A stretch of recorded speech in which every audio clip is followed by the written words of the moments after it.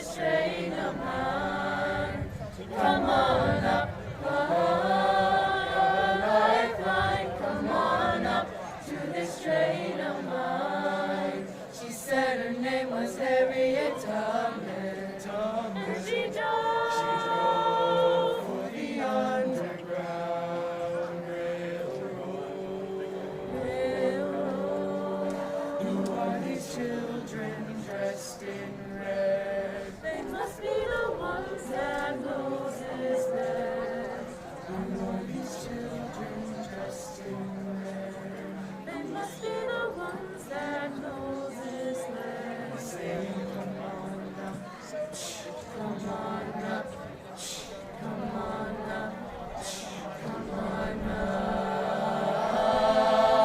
And saying, come on up, a lifeline. Come on up to this train of mine. Come on up, a lifeline. Come on up to this train of mine. She said her name was Harriet Tubman, and she drove for the Underground Railroad. Underground Railroad. Come on up.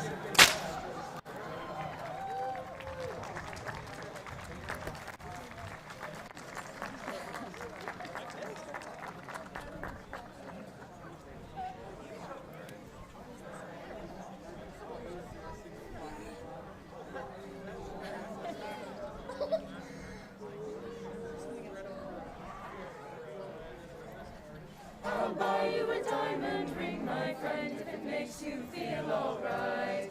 I'll give you anything, my friend, if it makes you feel alright.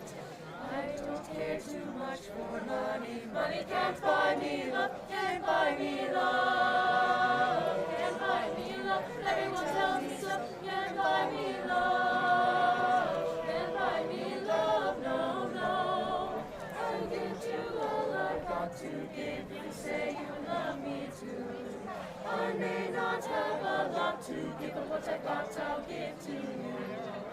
I don't care too much for money. Money can't buy me love. La la la la la la.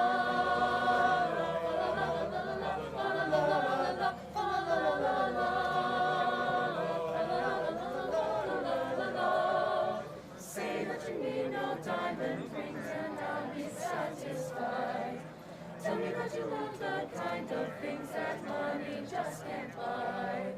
I don't care too much for money. Money can't buy me love. I don't care too much for money. Money can't buy me love.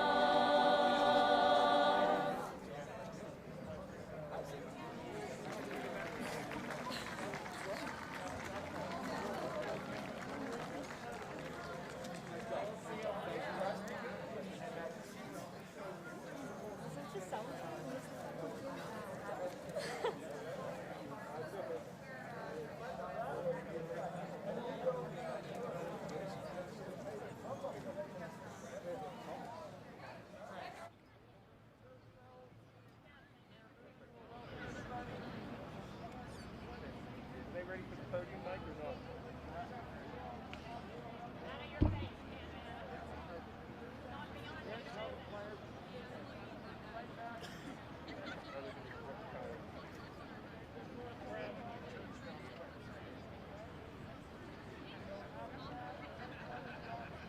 Hey, you gotta wait till the church bells ring? Yeah.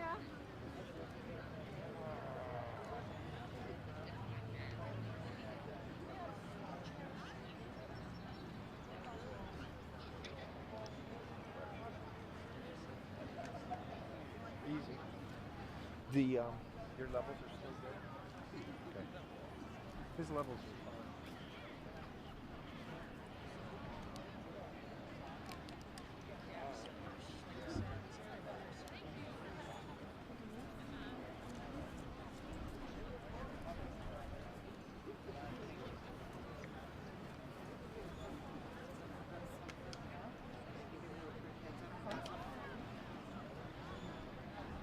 Okay, girls. We need to go over. We're gonna have to go behind those white chairs.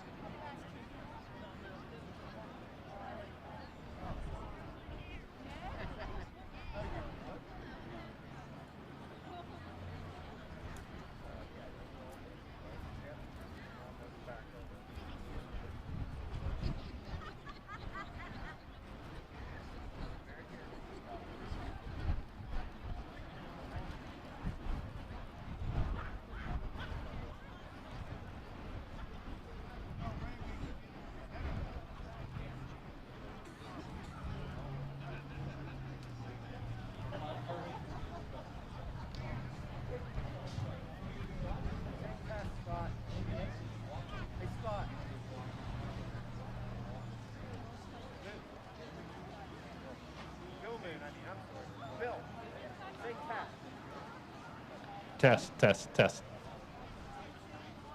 Thank you.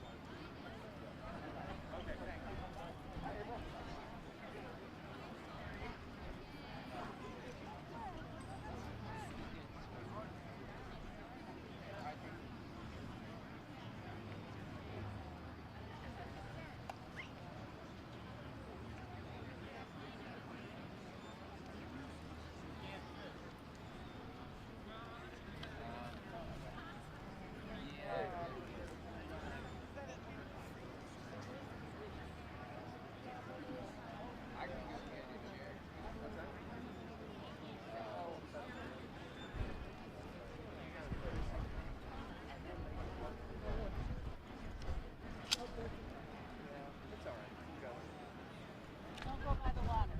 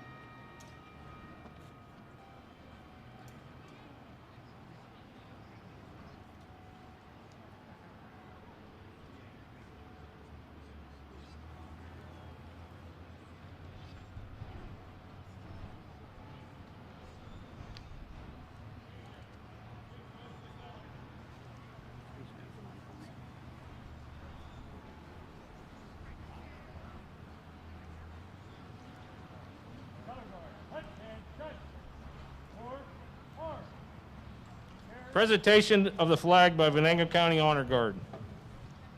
Please rise. Your left, right. 1, 2, colors, oh. Prepare to post colors. Move. Your left, Your left, right. 1, 2. Your left, right. Your left, your left, your left, right. 1, 2. Your left, your left, your left, right. Your left, your left, your left, right.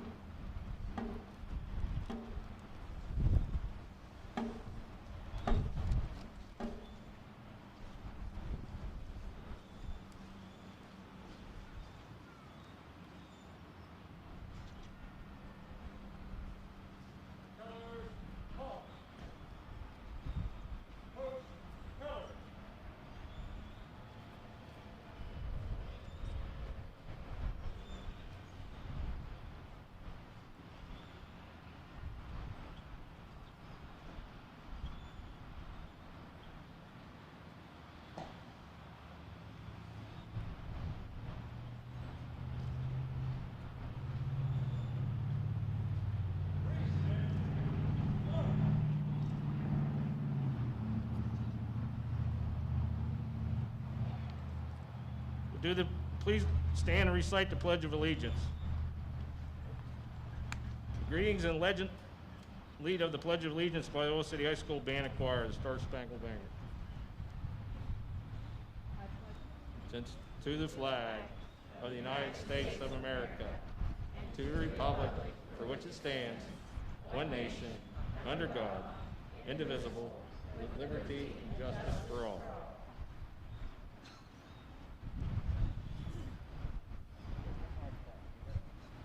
Muted.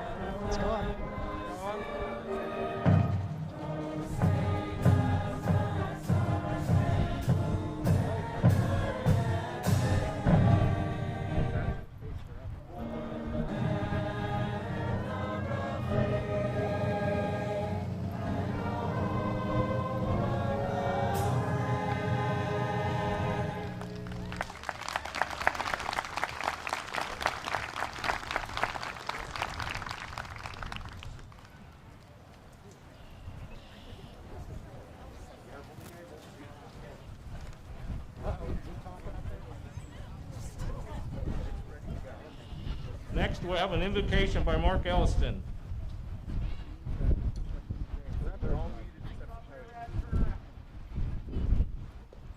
I'd like to say a quick word to all the preservationists and historians whose works are recorded on the back of the program and throughout the history of Oil City. I represent a church that goes back to the 1860s, and our records were lovingly preserved by Margaret Dunbar Reed. A lot of you are familiar with that name. We have a Reed gas engine over by the new Transportation Center. And many of you may remember Miss Reed as an English teacher. So I'd like to start with my invocation with some words from the poet T.S. Eliot. But here upon the earth you have the reward of good and ill that was done by those who have gone before you. And all that is ill you may repair if you walk together in humble repentance, expiating the sins of your fathers.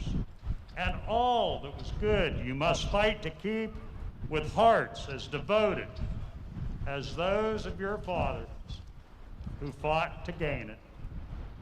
Let us pray. Almighty God, wise and loving creator of us all, thank you on behalf of all who have gathered here today. Thank you for the many and abundant blessings of this life. Thank you for that life itself, for the measure of health we need to fulfill our callings, for sustenance, and for friendship. Thank you for the ability to be involved in useful work and for the honor of bearing appropriate responsibilities. Thank you for our freedoms, including the freedom to embrace you and the freedom to reject you. And thank you for loving us in spite of ourselves. We ask your blessing upon those that are gathered here, for the citizens of Oil City, for the volunteers that make these celebrations possible, and for our elected officials, those that govern us. Bless us all with eyes that see visions for our future, ears to listen to others, the wisdom to make good choices, and the ability to make a better future a reality for all people. Help us be that beloved and welcoming community that you would have us be. It's in your most blessed name that we pray. Amen.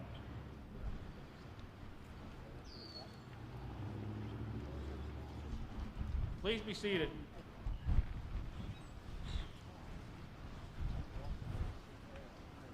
I will now read the proclamation that today for the Oil City 150th anniversary from 1871 to 2021. Whereas the City of Oil City marks the 150th anniversary as an incorporated city this year. Whereas the Oil Creek valleys and its communities have been occupied intermittently over the last 12,000 years, having been claimed for sovereign owners, the Native Americans, the French, the British, the U.S., with early Indian traveling the area and the Senecas settling here. Whereas many historic events have taken place here in the area, from the French-Indian War to the discovery of oil and the establishment of several settlements in the area.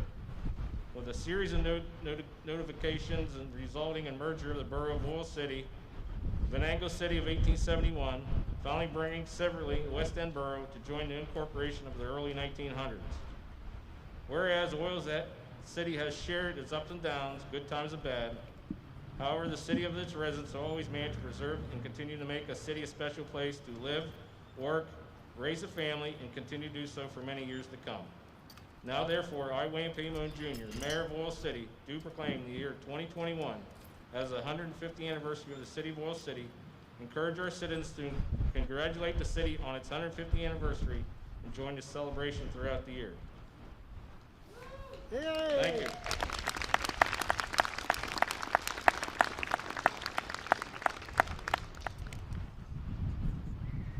Let's start with some fun facts about Oil City. The Liberty Bell was greeted here twice within a 22-year period. The first was April 26, 1893, as the Liberty Bell was en route from Philadelphia to the World's Fair in Chicago. The second time was 22 years later on November 24, 1915. Not sure how many people know that the Crystal Spring Duck Farm, located near Sage Run, raised and sold the famous Oil City ducklings, which are sold to leading hotels, clubs, restaurants, and fancy meat markets as far as Texas. In 1915, one of its peak years, the farm produced 86,000 ducks and more than 400,000 pounds of packed duck were shipped. Now I'd like to introduce... Yeah, he's there. Snuck in there, GT. I'd like to introduce G.T. Thompson, U.S. Congressman.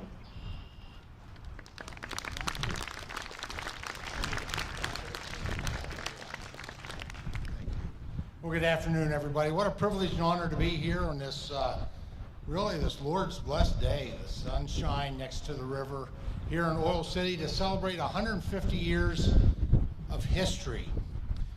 History that started with, obviously, the Seneca Nation on the site, but history here that really a site, a city, a municipality, a people over 150 years that helped to transform our nation. When you look at the oil that was shipped by riverboat from here to Pittsburgh, the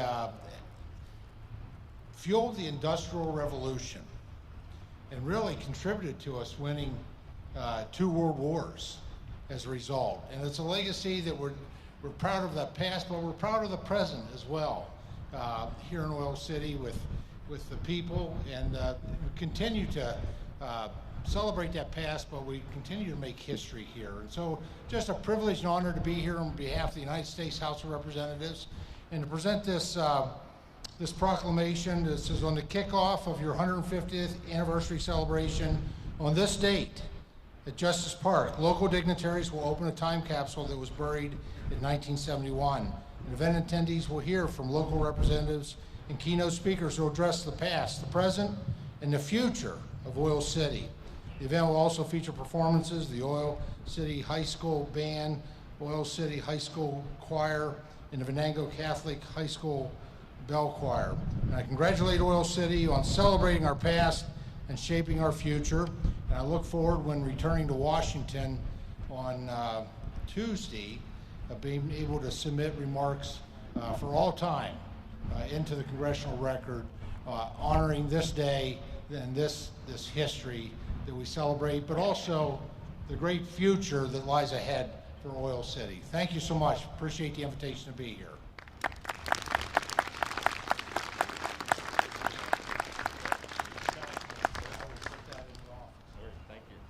Thank you. Next, we have State Senator Scott Hutchinson present a proclamation.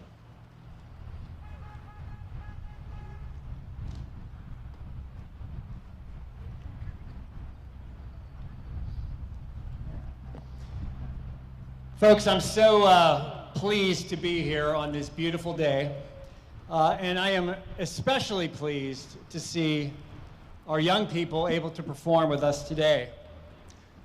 They are our future, and it's just so great to see.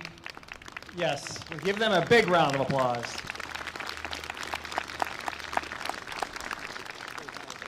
I know that many of them have worked very hard perfecting their artistry over the last year, but they have not been able to fully share their passions and their talents with their family members, their community, and so today is a great showcase for that. I also wanted to tell you a little story about another young person back in 1971 who was a Cub Scout at the time, and he fondly remembers being a part of the Oil City Centennial pageant, which was held up at the Oil City High School. You know, much like today, we had Cub Scouts, Girl Scouts, band members, lots of civic organizations involved, and they had a pageant up there. It was a recount of the history of Oil City, but it also included a showcase of the many organizations and churches and scouts and folks that really are the lifeblood of our community. Well, the reason I remember that pageant, and I'm the Cub Scout I was referring to, I, along with my brothers who were Boy Scouts, were part of that pageant. We had a very simple part. We had to bring flashlights, and at the cue, flash our lights on the people in the stands and say, "Happy birthday, Oil City." Well, it turns out we had a practice the night before. And much like lots of young boys, we wanted to prove that we were the best, so we brought the biggest flashlights you ever saw. I mean, these huge lanterns that could blind you. because we wanted to have bigger flashlights than the other scouts. So we went through the pageant. There was probably 200 or 300 people on the field at the time, but somehow, and I'm sorry I don't know her name, the person who was in charge of that pageant somehow knew that those Hutchinson boys had big flashlights, and it was ruining the program. So she called my dad and said, "You better get them smaller flashlights for the actual show tomorrow night." And of course we did. We had to eat some crow a little bit, but that's why I remember that time so vividly. But again, to have our young people involved, maybe they will be back in 50 years for the 200th anniversary of Oil City. And I know we are celebrating some giants of history, people that changed the world, people that changed our state, our country, and we're huge leaders in our community, but we are also celebrating just the regular, forgotten people, the regular people, the people that are interested in providing for their families and carving out a happy life, doing the things that are important to them. And that's, that special blend of people is who we are truly celebrating today. I've always liked, I know it may be the former motto for our town, but I truly believe that Oil City is a special blend of people. So it's with my honor to present you a citation from the Senate of Pennsylvania. I'm not going to read the entire thing, but allow me to share a portion. Whereas the Senate of Pennsylvania is always pleased to recognize those esteemed communities which through the observance of significant events in their history contribute to preserving the continuity of Pennsylvania's great heritage. And whereas Oil City is celebrating the momentous occasion of its 150th anniversary, now therefore, the Senate of the Commonwealth of Pennsylvania heartily congratulates Oil City on the momentous and joyous occasion of its 150th anniversary. Mayor Moon, citizens, congratulations, many happy years and prosperous years as we move into the next celebration. Thank you, congratulations.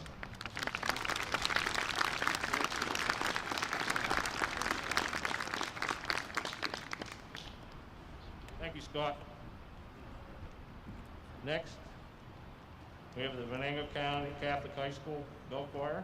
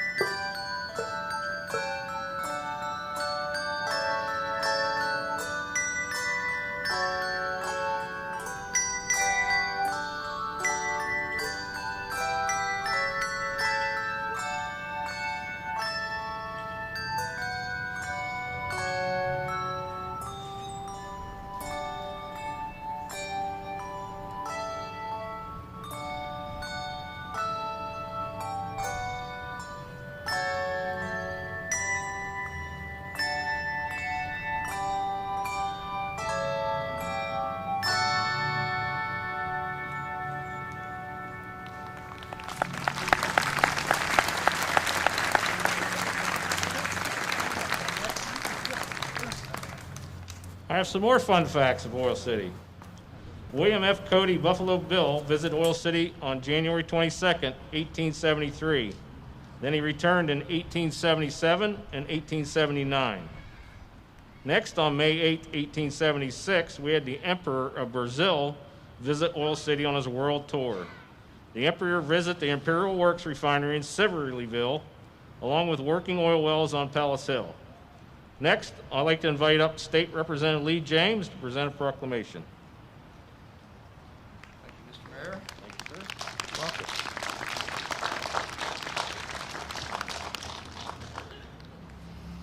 Good afternoon to everyone on this beautiful Western Pennsylvania afternoon, April 11th. We lucked out weather-wise. Appreciate that. I'd like to thank the Oil City 150 Committee for inviting me here today. It's a real pleasure and it's an honor to be here on the day of the Sesquicentennial festivities. Today, all of you are gathered. Today, all of you have gathered here have shown that you still have a strong sense of pride and togetherness. In fact, I think the 150th anniversary celebration is even more special than the 100th anniversary, where I grew my first mustache for the time at that time for participation in the Brothers of the Brush. It wasn't gray. I can proudly say the community is still alive and well in Oil City. As you all know, Colonel Edward L. Drake can be credited with giving Oil City and our area a kickstart back in the 1880s. He drilled the first productive oil well in the United States, which created an oil boom in our region. It attracted a host of characters, as you might imagine, including gambler Ben Hogan, his presumed girlfriend French Kate, and a young man named Coal Oil Johnny, who in his time was known as the greatest spender the world had ever known. The New York Times reported that he spent $3 million in less than a year, and he went from riches to rags. Today, 150 years later, we're gathered to celebrate Oil City's rich tradition and history. Many of the older homes and buildings are still standing, thanks to the pride and dedication of their owners.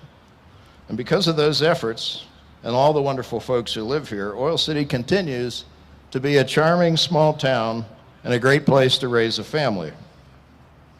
Communities like this are like traveling back in time, when life was less complicated, less stressed, where everyone knew their neighbor, and children could play a game of ball in the park or take an unchaperoned walk to a friend's house. There's a character and an atmosphere and a charm that develops within a community which is small enough to become intimate and folks get to know each other. When someone becomes ill, neighbors quickly jump to the aid of the family. When someone passes, the community quickly comes to the aid of the grieving family. And when someone new moves to town, they're quickly greeted with a big welcome. City dwellers may wonder about small town life in America, but we all know places like Oil City have plenty to offer, like our water and hiking trails, outdoor recreation, clean air, clean water, and easy walkability within our community. Many wouldn't want to live anywhere else. Congratulations on your first 150 years. And now I have a citation, of which I will read a brief portion, to present to the city. The citation comes from the House of Representatives in Harrisburg, Pennsylvania. It is with deep sense of pride that the House of Representatives of PA recognizes communities that strive to preserve the traditions of the past as they encourage the strength and growth of community spirit in the present and for future generations. Whereas Oil City is being congratulated upon this momentous occasion of its 150th anniversary, now therefore the House of Representatives of the Commonwealth pays tribute to Oil City upon this momentous occasion. This is signed by State Representative R. Lee James and Brian Cutler, Speaker of the House of Representatives. Mr. Mayor.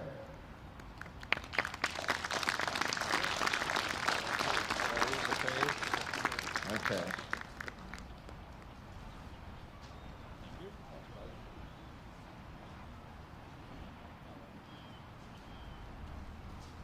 Next, we have the Venango County Commissioners, Sam Green, Mike Delahanty, and Albert Bromovich, present a proclamation. All right, before the proclamation, I'm going to start off with a short speech. I'm usually an extemporaneous speaker. I don't usually write things down, but this is pretty important to me, so please bear with me. All right. I'm Sam Breen from Oil City. That's how I've introduced myself to people for years. When I lived in Washington, D.C., working on Capitol Hill for the better part of a decade, that's how I introduced myself and that's how I became known. Washington, D.C. is a transient city, and people usually start conversations asking, where are you from or what do you do? I came out and said it. Eventually, people started introducing me not as Sam, but as Sam Breen from Oil City. And all of my friends and coworkers came to know well that in 1859, Colonel Edwin Drake drilled the first commercial oil well just north of Oil City, and they also came to know that it was the valley that changed the world and the valley that saved the whales. You know we're standing in the valley that saved the whales, right? Well, if you didn't, I'm going to fill you in. Before electricity, whale oil, which was rendered from whale blubber, was what people used to light their homes. This process required the killing of thousands upon thousands of whales and would have most definitely led to their extinction unless a much cheaper and more plentiful alternative fuel had not come along. That alternative fuel was kerosene, which was first derived from petroleum products that came from right here. So Oil City is the town that saved the whales. You're welcome, world. You're welcome, whales.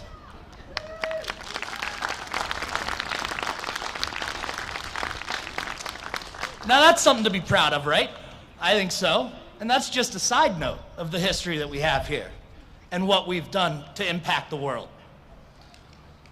Back to my point, the main reason that I always told people where I came from was because I take pride in where I come from. I take pride in being an ambassador for my hometown of Oil City. I always have.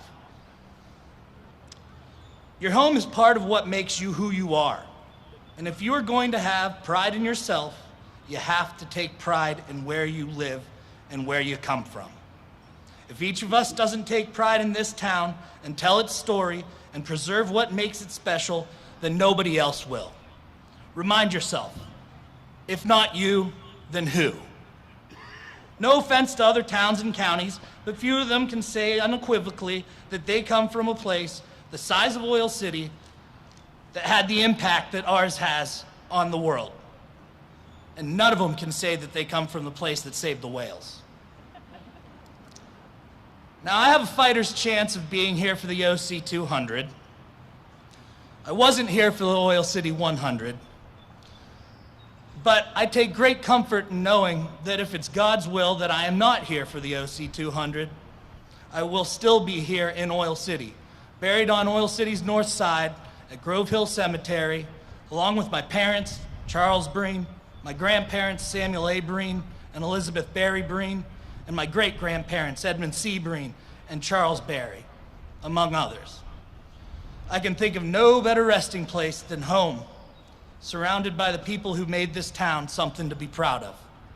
Thank you, everyone, for being here.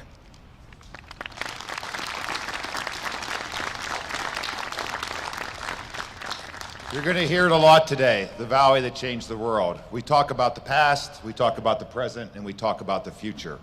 But the past is the great leaders that influenced the nation, influenced the world, walked these grounds we're standing on today. That's our history. That's rich, rich, rich oil blood in each and every one of us. But one thing we always tend to remember is the future. We need to focus because today starts a new beginning. Today starts Oil City's next 150 years, and today each and every one of us can dictate what those 150 years look like. So we can learn from the past to make ourselves even better, so we're here 150 years from now, where everyone sitting out there when we're not around will remember us. So one thing going forward, please, please, please, let's look to the future and see what we can make this better. And thank you for the first 150 years.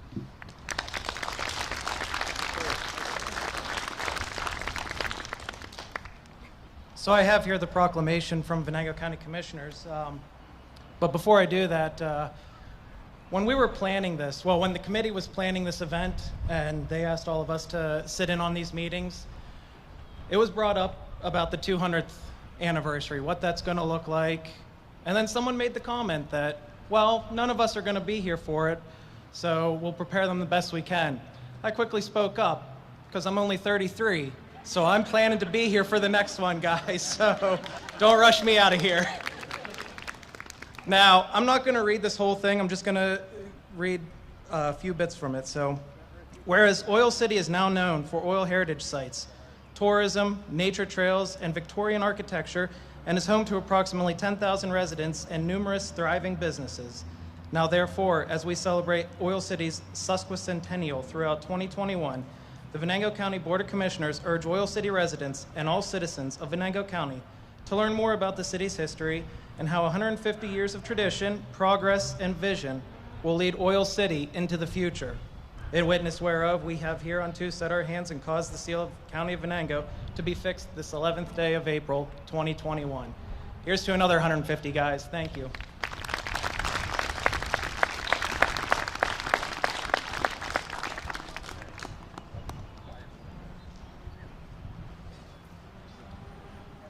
Yep, I got this one.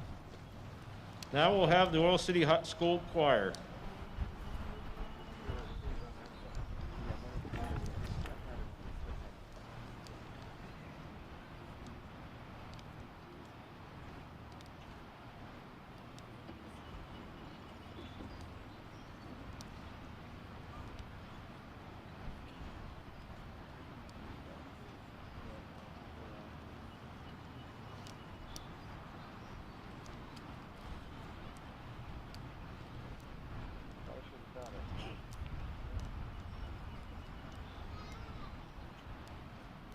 Dabber, move it in.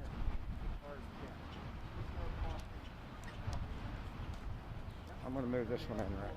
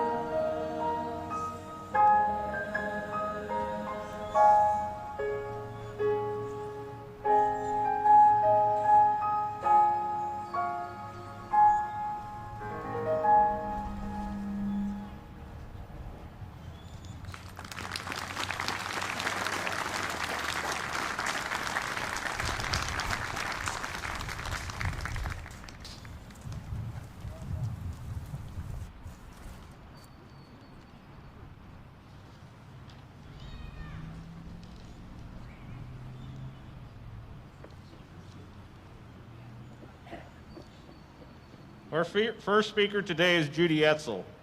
She has worked as a newspaper reporter for 51 years. She's a member of the Oil City YWCA Board, the Oil Region Library Association Board, and the Oil City Heritage Society Board. Judy grew up in Oil City as a 1966 graduate of Oil City High School. In 1970, Judy graduated from Grove City College. She married another Oil City High School graduate who was the love of her life. Judy is the mother of a son and a grandmother to 3 girls. Judy's home is a converted barn built by oil barons in Rockmere. Please welcome Judy Etzel.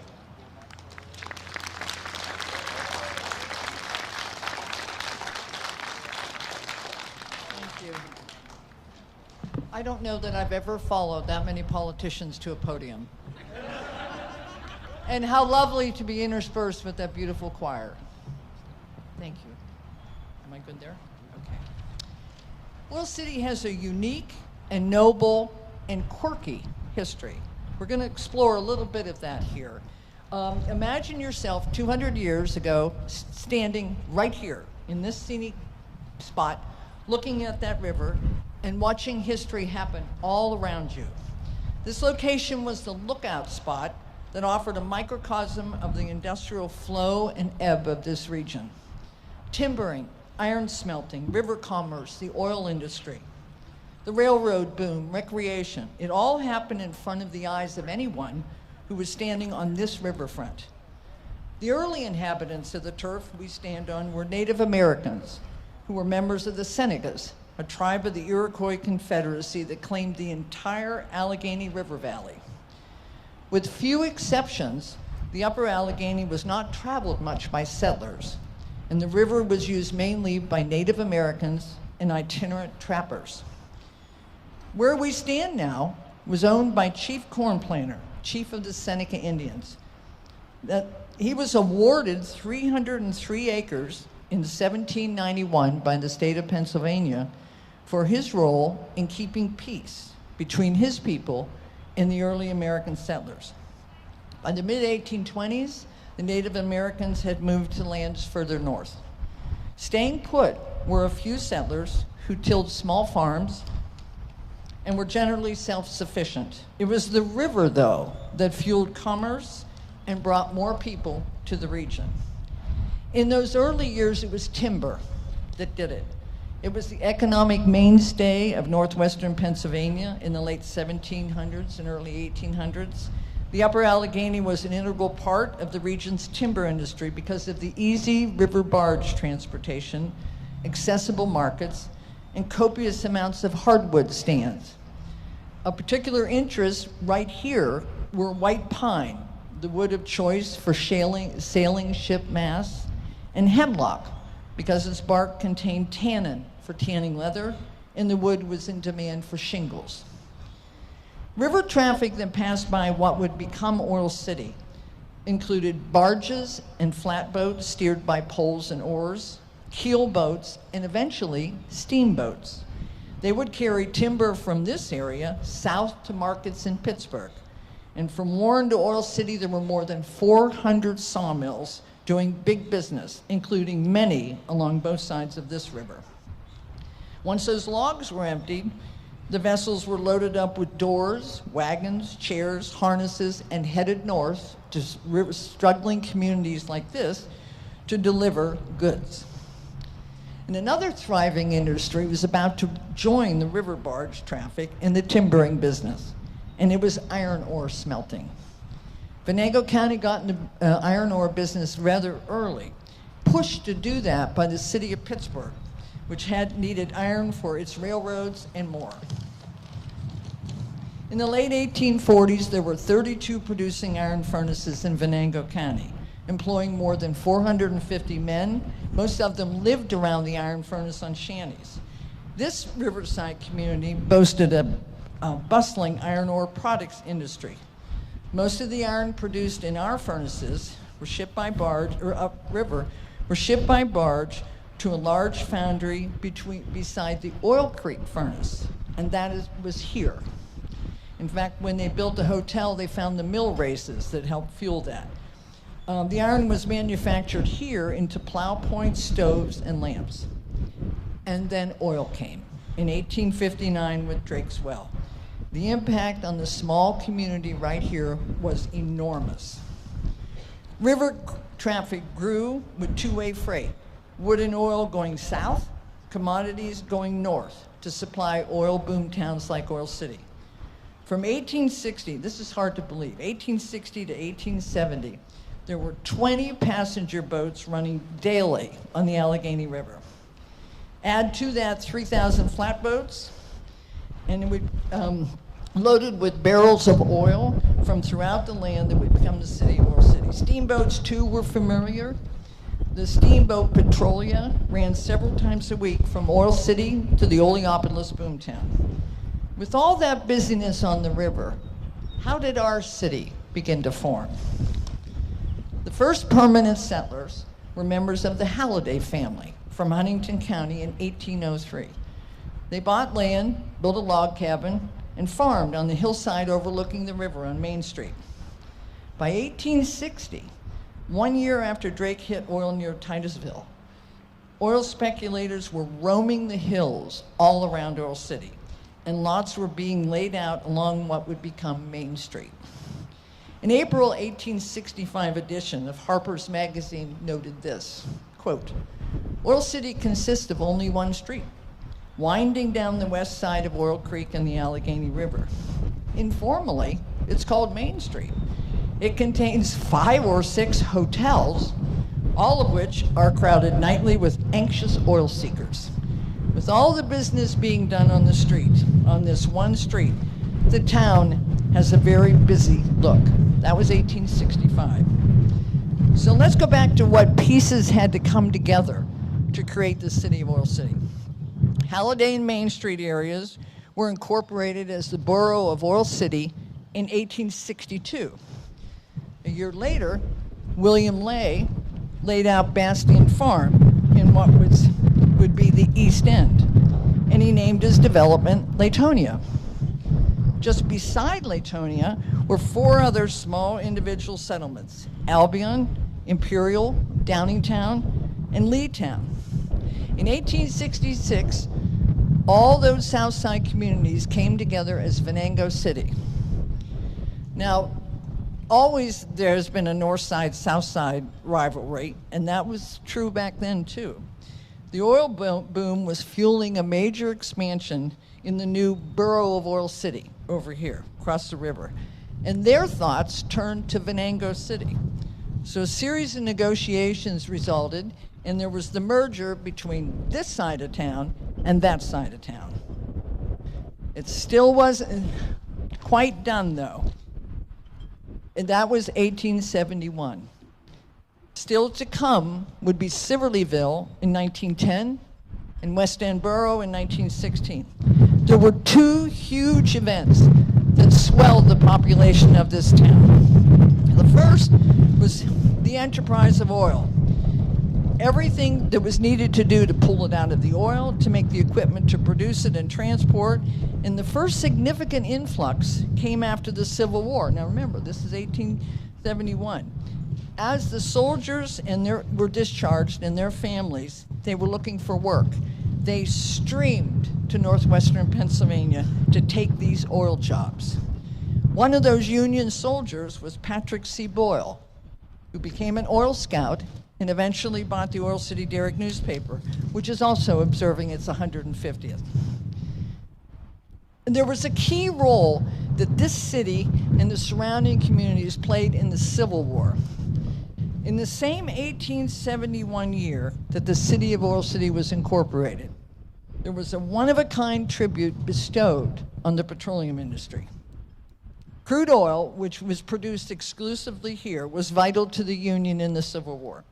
And the oil, both in its pure form and refined, kept the Army's guns and wagons lubed, its trains running, its lights lit, and its soldiers' wounds salved. More importantly, the oil that was produced here was a cash treasure for the federal government. The oil production here added money because of a new occupational tax on oilmen plus on oil production. So, in tribute to the oil industry, and the behest of several oil barons around here, President Grant came to Western Pennsylvania, here, in September 1871, 150 years ago, to thank the oil industry for playing a vital role in the Civil War. The visit by a sitting president to the city was quite an honor for a community that just 6 months earlier had celebrated its birth as an incorporated city.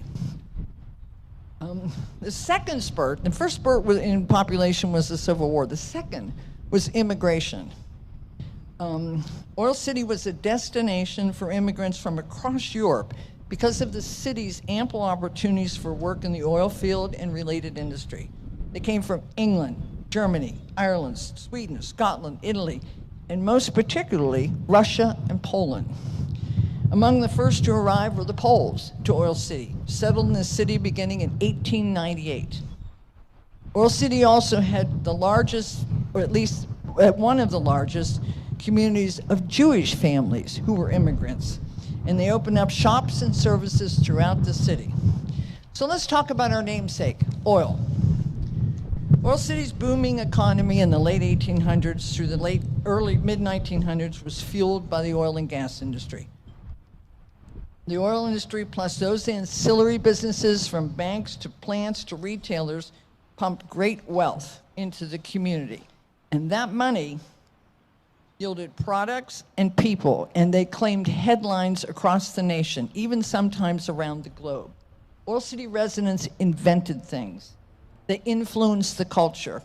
They served their nation. They set world records and much more. This is when you get a little quirky history. As oil fever spread across the US and into other countries, it wasn't unusual for workers from here to be recruited for jobs in faraway places. Our people, armed with unique talents, opened the oil fields in Russia, as well as in Texas.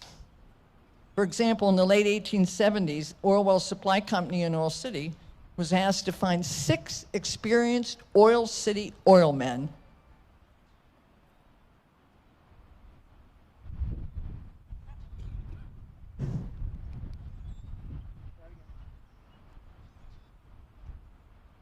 You good? Oh, there we go. Okay. But they said, give us 6 Oil City guys who know how to work in the oil fields. We will give them first-class passage and $120 a month to work in Russia. And they opened up the oil fields, which became a huge competition to us. Oil City was home turf to Pennzoil, Quaker State, and Wolf's Head, lubricants that at one time claimed 2/3 of all the lubricants sold in the U.S.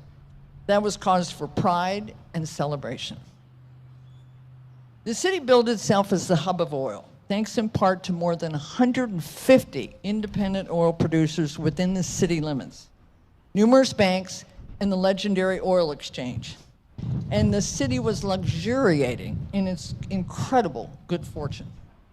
A sure sign that money was being made, for example, was in the restaurant business. By 1906, there were 40 restaurants on the north side. In addition to that hefty food traffic, we had banks, we had 24 trains that stopped in Oil City, stations were here, every day. Now, another thing is about the uniqueness, it's about the people of Oil City. The profusion of wealth in Oil City put the region on the map and drew dignitaries, politicians, athletes, and entertainers to Oil City. It had an abundance of visits from film stars. I remember seeing Hopalong Cassidy, which is pretty cool. World record holders, inventors, politicians, and many others who gained national fame in one venue or another. The visits were due, this is what is something unique about Oil City, in large part to the great wealth that was here. Those residents would ante up the funds to pay travel expenses and appearance fees for national figures. The promise of both jobs in the petroleum industry as well as those in business would support a rapidly growing population drew many individuals who would eventually go elsewhere to claim fame. For example, Alfred Nobel, founder of the Nobel Prizes and inventor of dynamite, visited the oil well supply plant just up the river in 1879 to tap in the talent and technology at the local plant. His brother, Ludwig, was an oil millionaire.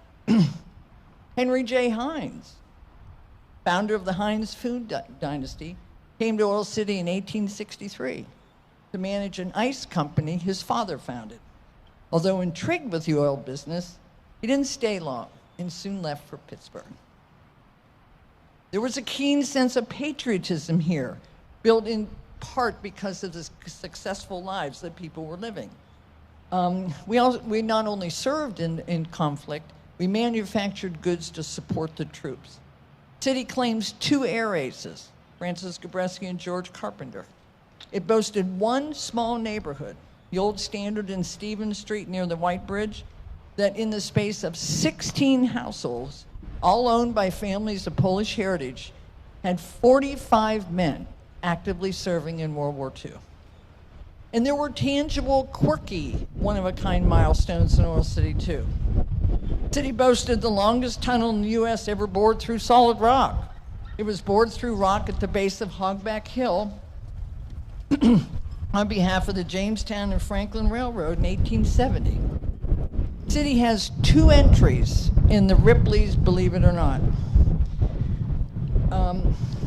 Main Street in the 3rd Ward boasted the only hotel in the world with all front rooms. The Bellevue House, located directly across from the Center Street Bridge, was built against a hillside and 1 room deep.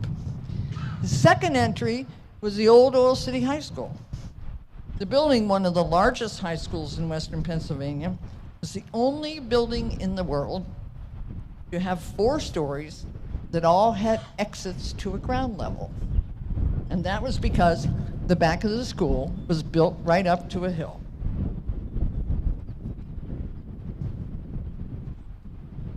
Sorry, folks. All right, we're almost done. But we built things. We also built things here. Oil Well Supply put out an array of oil field equipment, and in times of war, fashioned anti-aircraft shells and Tommy gun barrels. Just down the river, National Transit Company, Pump and Machine Company, made pumps of all sizes for the oil and gas trade, but they also made the pumps for the new Panama Canal. The Oil City Boiler Works, which is up near Webco, manufactured boilers. If you go to Ellis Island, all of them are made by the Oil City Boiler Works. Pennzoil, Quaker State, and Wolfson pumped out millions of barrels of lubricants, fuels, courtesy of our history. One other product, and this is one of the quirky things, we had the Mullins Boat Company. It was located in the West End, 1936 to 1942. Made rowboats, powerboats, all kinds. The company grabbed headlines in July 1939 when King Farouk of Egypt ordered several boats so he could play on the Nile. In addition, the Mullins boats were ordered by Tsarist Russia, but the shipment was hijacked by the Bolsheviks, who stripped the engines from the boats and used them for practical things, like running sawmills. So we have made it all here. This is my hometown, and I love my hometown. My husband loved it, my son loves it, and wants to come back. Oil City's first 50 years was remarkable in terms of its ingenuity, its culture, and its influence. It has a wonderful legacy to build on. Thank you. I think that's going to blow away. Oh, thank you. I have one. Okay, we'll take it anyway. Thank you. Thank you, Judy. Next, we'll have the introduction of former mayors and recognition of other anniversaries. I'll have my wife, Robin, come up and introduce those people for you.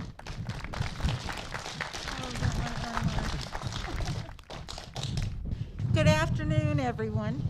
I am proud to introduce the former mayors of Oil City, and I would like them to come forward as I say their names and stand up front. Okay.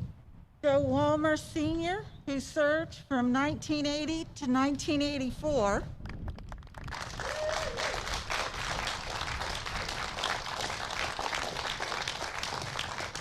Leonard Abate, who served from 1984 to 1988. He is currently living in Florida and was unable to attend today.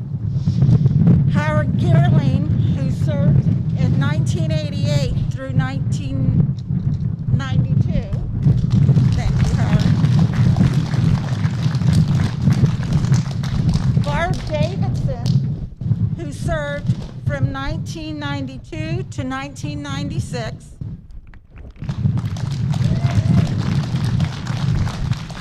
Malachi McMahon, who served from 1996 to 2004. Then there was Ed Sharp from 1994 to from 2004 to 1908, who is unable to attend today. Sonia Hawkins from 2008 to 2012.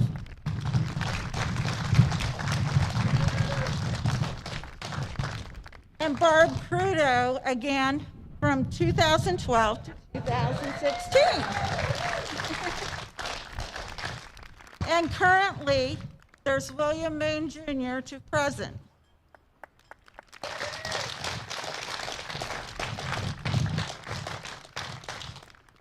Could we all give them a big hand for all their work that they've done?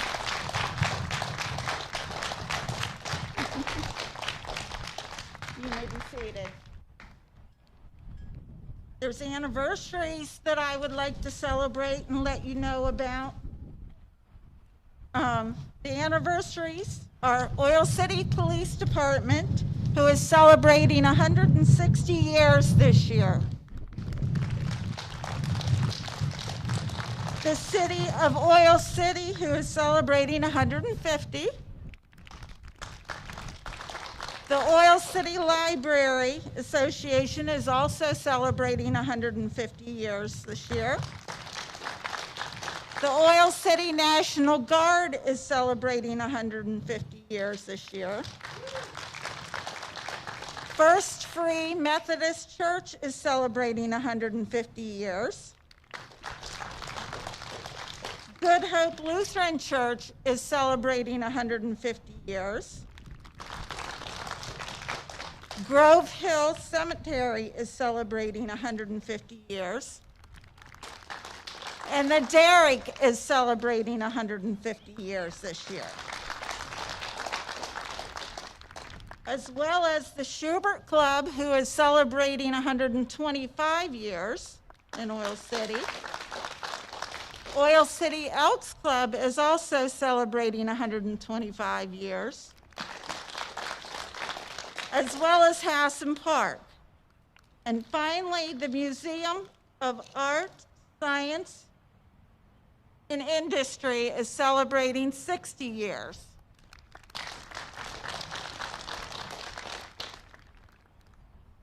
That's a pretty good history for us. Thank you.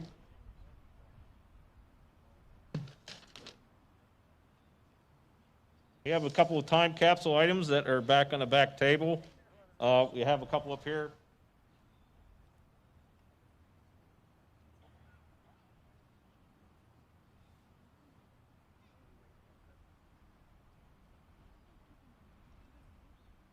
This item was pulled out of the time capsule. It was a Quaker State can, deluxe motor oil.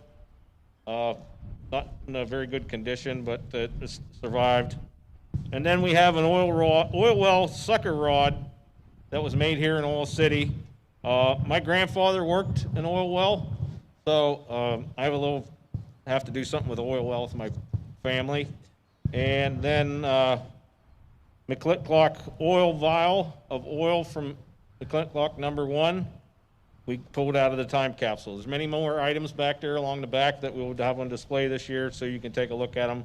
They will be at all the events that we do this year.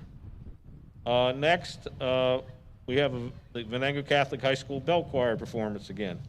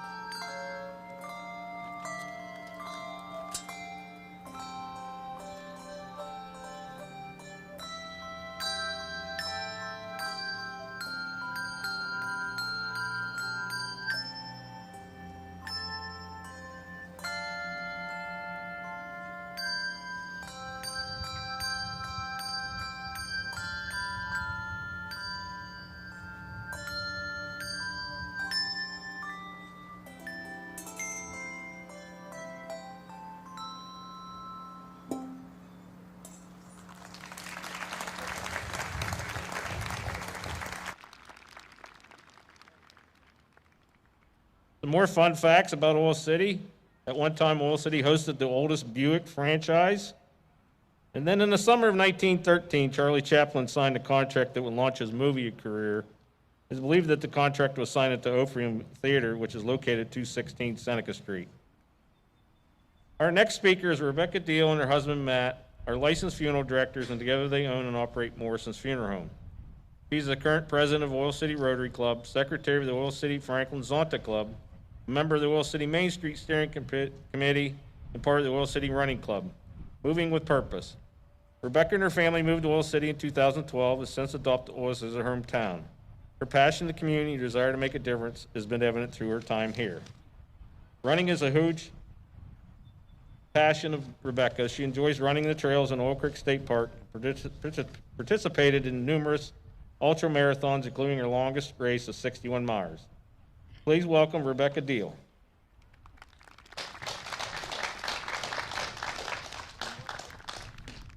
Hi, everyone. Woo! Okay, I don't give a lot of speeches, so I wasn't quite sure how to begin this. 70 years ago, little areas of civilization, neighboring towns, joined together and was incorporated to the city of Oil City. But I'm not here to talk about the past. I'm here to talk about the present. If you heard in my introduction, I was not born here. I was not raised here. In fact, 10 years ago, I've never even heard of you people.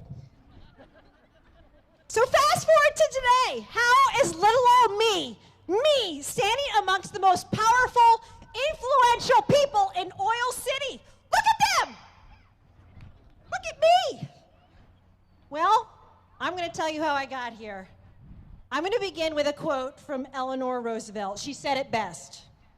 Yesterday is history. Tomorrow is a mystery. Today is a gift. That's why it's called the present. Who would have ever imagined, let's just think about the present. 12 years ago, maybe 10 years ago, a decentralized digital currency was created. Virtual money that's basically a computer file called Bitcoin. It's all electronic. You know that one Bitcoin is worth about $58,000? Who would have ever imagined? That's where we are at the present. Let's break it down to something a little more close to home. 10 years ago, 5 years ago, okay, even 2 years ago, no one would have ever imagined I'm standing outside of the bank. Okay, I'm putting on my mask. My mask has to cover my nose and my mouth. Oh, you can't see my facial features. I'm gonna go into the bank and ask for money. Okay, that's where we are. We are there. This is our present.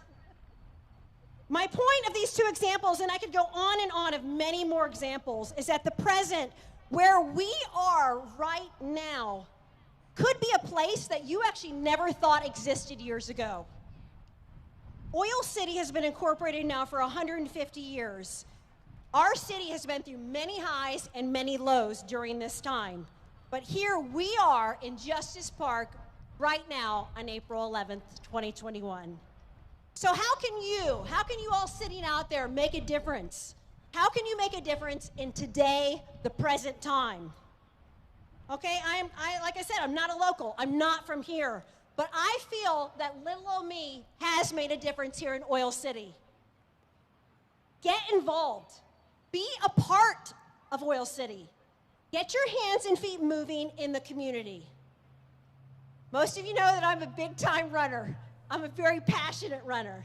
I love to get my feet moving miles and miles and miles, but guess what?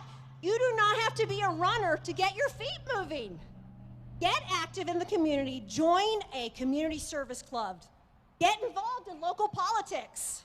Take advantage of all of Oil City's natural resources.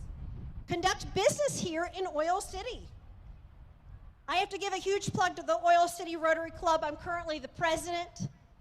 It's an amazing community service club. I also serve as a secretary in the Oil City Franklin Zonta Club, another just amazing community service club.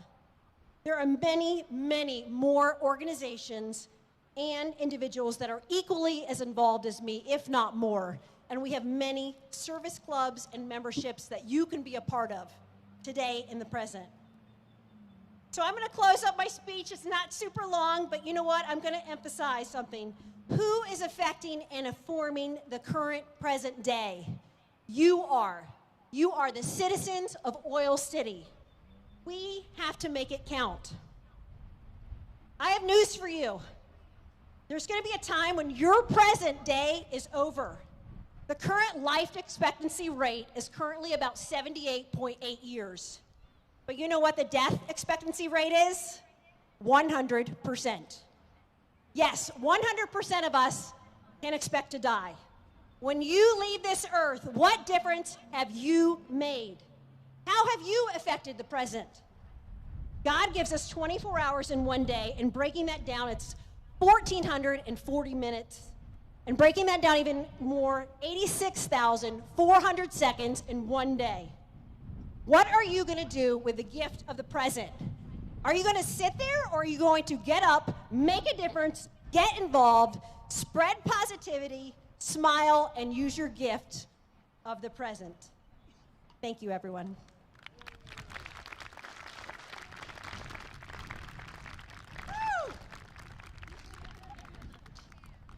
Thank you, Becca. Next, I'd like to do the introduction of the following people. Please remain standing until everyone is recognized. The City Manager, Mark Schroyer, please stand. Councilman Michael Poff. Councilman Ron Gussis. Councilman Isaiah Dunham. Councilman Michael Walentowski. Also, like current and past city staff, the Oil City 150 Committee, please stand also so you can be recognized for your contribution for this today. Let's give them a big round of applause.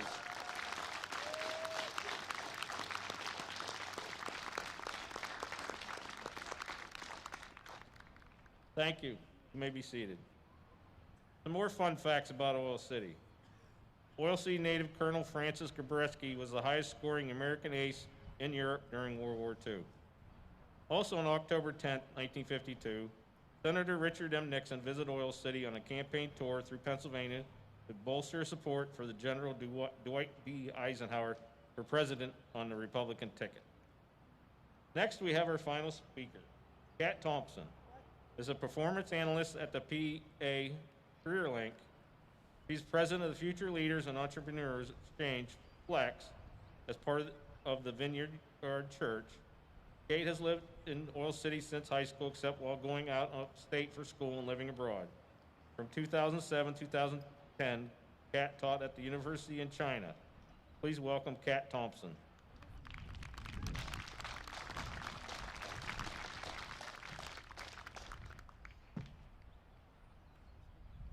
Thank you. So as Bill said in my bio, I left home. I went out into the world. I went to university in Michigan. I taught in China. I worked a season as a tour leader, driving a 15-passenger van across the country with foreign passengers. I had a lot of other crazy adventures, but then the cat came back. I bought a house in Oil City. I got a cat from the Humane Society, and I've been living and working here full-time since 2014. I tell you all that to let you know that I've seen what's out there, and I choose to be here because I believe that Oil City has a bright and promising future. Again, like Rebecca said, just look at all the folks up here. I don't know what I'm doing up here, but and no relation to GT. No, we have the same that I know of it. But I don't know how to better talk about the future than to tell you about Flex and our members. When Lindsay told me about the program today, I said Flex should definitely be representing the future part, and I guess I accidentally volunteered myself to speak. But Flex stands for the Future Leaders and Entrepreneurs Exchange, which operates under the incredible Venango Area Chamber of Commerce. Since tracking our membership in 2016, we've had 153 members in good standing. This is my second year serving as the Flex president, and I've had the honor to get to know some outstanding people, the future and some current leaders who are young professionals thriving here in Oil City and Venango County. And as the commissioner said, God willing, hopefully at least some of us will still be around for the 200th anniversary, but we can see several of our Flex members back there in green. I could tell you about some of our projects that are happening here in Oil City as we look to the future, the transportation building for PennDOT, the 100 Seneca Street corn planter building. There's a lot of other great projects happening here. We could talk about oil, but I want to talk about what I think is Oil City's absolute greatest resource, and that is the people here. So I want to tell you about a few of the people who are leading us into the future. And this was really hard to narrow down this list. This was probably the most difficult thing that I had to do in preparing for today, is just narrowing down this list to a few people so that I'm not up here for an hour talking about all the incredible folks that I've gotten to know through Flex. We have Ashley Smith, who's a land use planner with Venango County Planning Commission, and Emily Lewis, the executive director of the Venango County Economic Development Authority. And these organizations are working to develop that 100 Seneca Street Corn Planter Square, which is going to be amazing for revitalizing our downtown area. We have young professional business owners on Seneca Street, like Ashley Sheffer with Core Goods and Bobby Jones with Trilasana Yoga Studio. We have Casey McVeigh, who is the assistant director of admissions at Clarion Venango campus. She's been telling me about the changes happening over there. She's instrumental in bringing young people to the area to get educated, to go out into the workforce and be successful. At the Northwest Commission, we have Rebecca Beach, our loan program manager, Jen Feehan, economic development manager. They're building the local economy and business. We have Tessa and John Byam. Tessa's at the chamber. John is a police officer here in Oil City, and they're raising their daughters here. As many have said, this is a great place to raise families, and we see a lot of our young professionals doing that. We have Lindsay King, who works for the city in the engineering department. She also wears many hats, as I'm sure the mayor can attest to.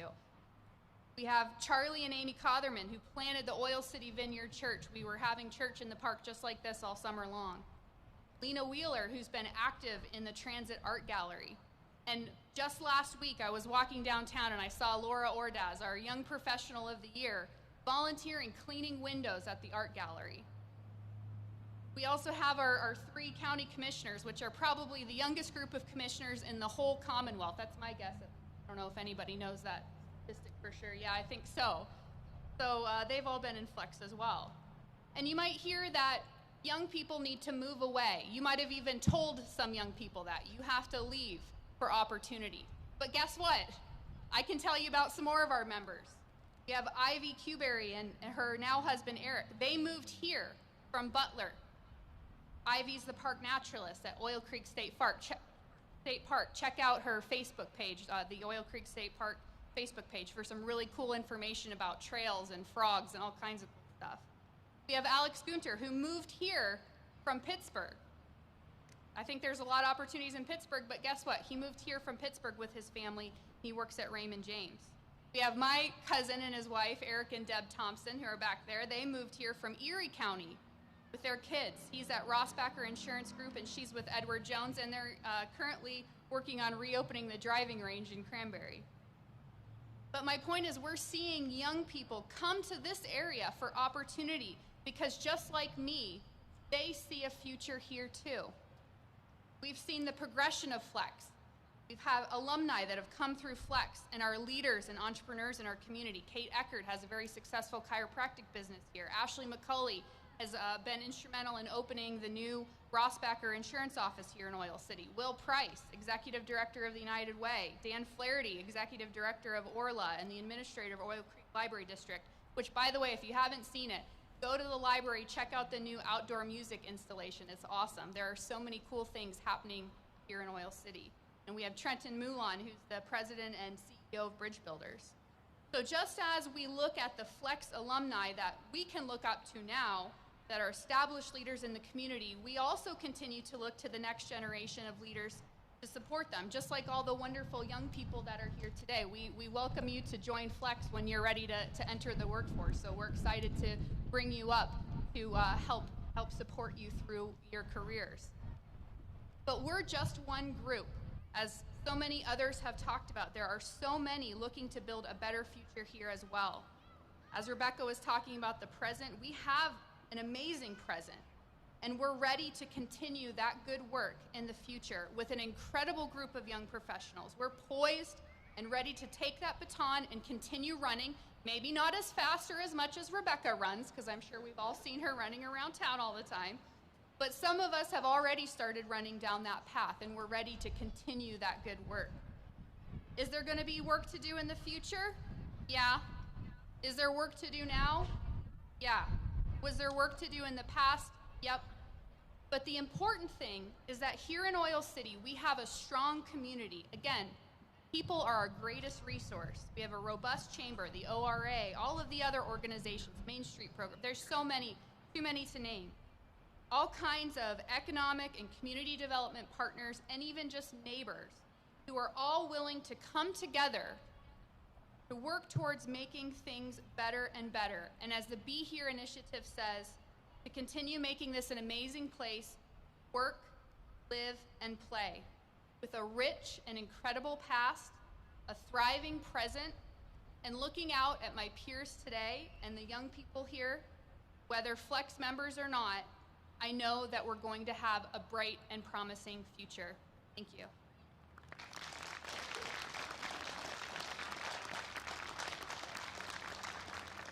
Thank you, Kat. Next, we'll have the Oil City Band.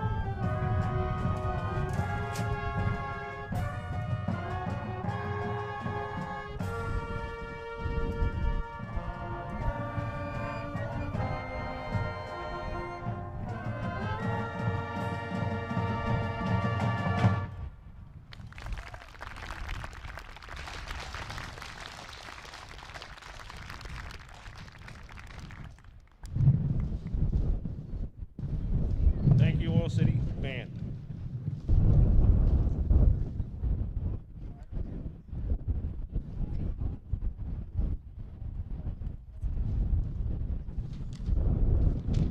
Next, we'll have Oil City Venango Catholic High School collaboration performance.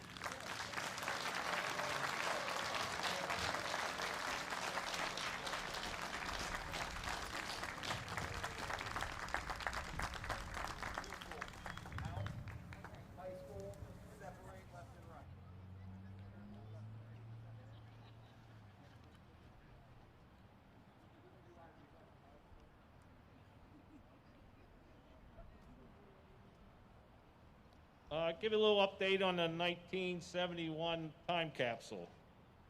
When we pulled it out of the ground eventually, it took us 3 days. That's why we didn't open it today, because it took us 3 days to get it out of the ground over there. And when we pulled it out, that size of concrete was so huge that we had to take it back up to the city garage and jackhammer it apart. What was inside the concrete was a 12-inch diameter plastic pipe, approximately 6 feet long. After filling the capsule, the air was removed and replaced with nitrogen gas by RN Gas Products Company. The end caps were sealed with place with PVC solvent.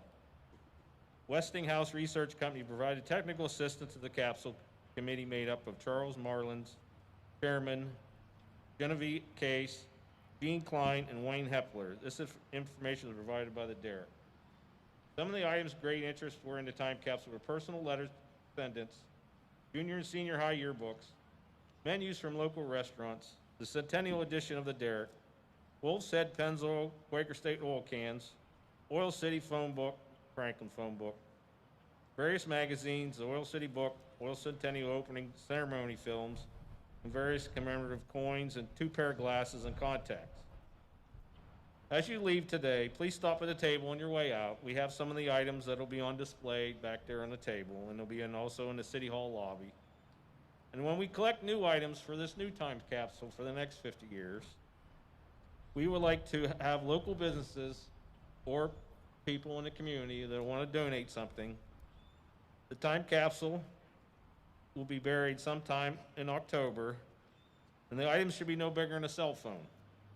They can be dropped off at Gates and Burns Monday through Friday, 9 to 5, or at City Hall Monday through Friday, 8 a.m. to 4:30, or in the Community Development Office.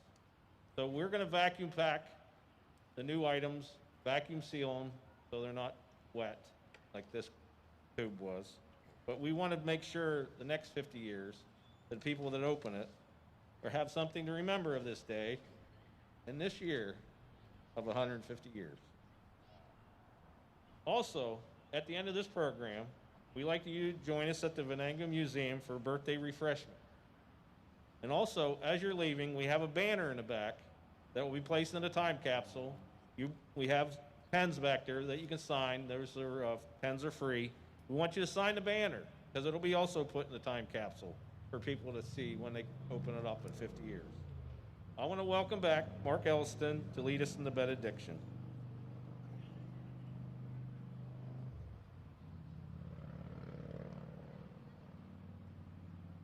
Almighty God, send us forth from this park today, prepared for the future, inspired by the stories of the past that we've heard here today, and inspired by the youth that are surrounding me here, the hope of our future.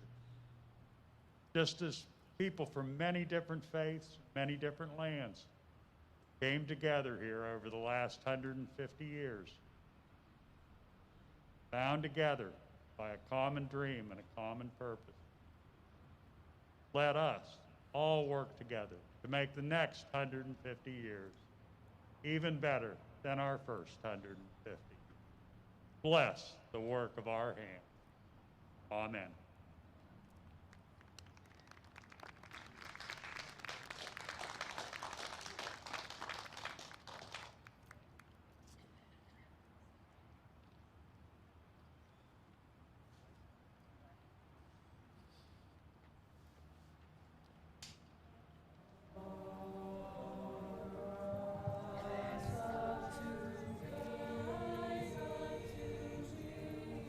May the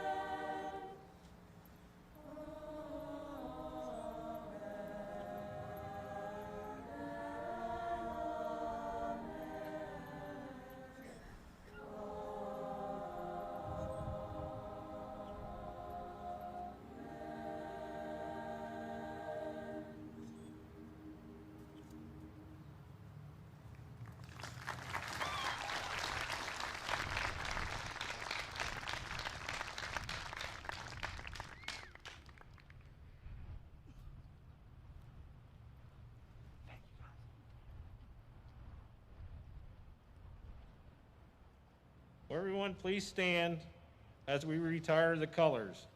Commander, please retire the colors. The retirement flags by the Boy Scout Troop 111, 17, and Girl Scout Troop 2307. Color guard, post.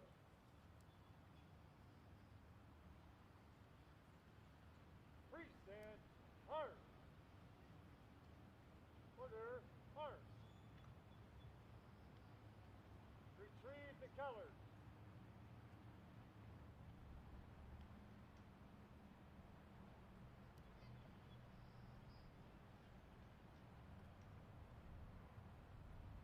Up 5, face. Forward, march. Your left, your left, your left, right. 1, 2. Your left, your left, your left, right. Your left, your left, your left, right. Your left, your left, your left, right. Your left, your left, your left, right. Your left, your left, your left, right. 1, 2, 3, 4, your left. Your left, your left, right. Your left,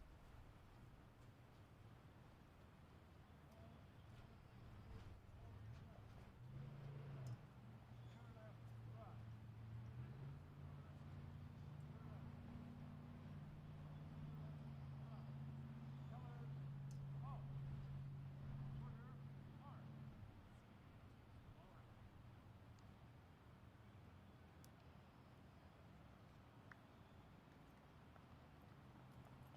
Thank you, everyone, for coming. We thank all the attendees, the Will City Band, Will City Choir, and Venango Christian Bell Choir, and our dignitaries that came today. Thank you, gentlemen. Thank you, ladies, for coming, being here. Thank you. Don't forget the museum is open for refreshments. Please stop down.